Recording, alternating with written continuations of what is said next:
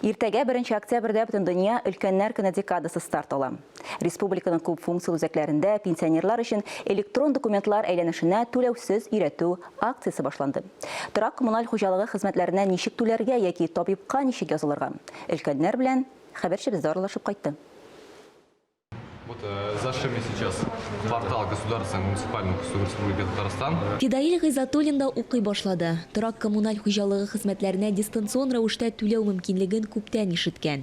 Шуңа күрә пенсионерларны электрон документ әйләнеше белән тәэмин итү буенча акциясе турында белгәч, озак уйлап тормыйча үзәк бүлекчәсенә килгән. Монда аңа кайда керергә һәм кайда теркәлергә, барлык хезмәтләрдән файдаланырга кирәклеген аңлаттылар. Получение заграничных паспортов, водительского удостоверения, если они не хотят посещать именно сам орган.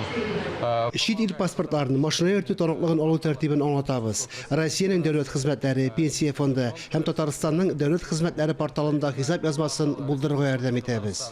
Булар белгечләр укытырга әзер булган юнәлешләрнең кайберләре генә, ә аларның эш нәтиҗәсе шунда ук күренеп тора.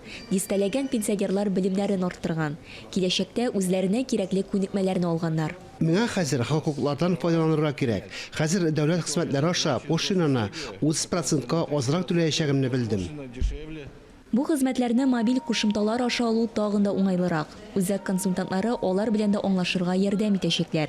Иң мөһиме, кирәкле барлык документларның янда булуы. Чтобы зарегистрировать учетную запись, если необходимо иметь при себе.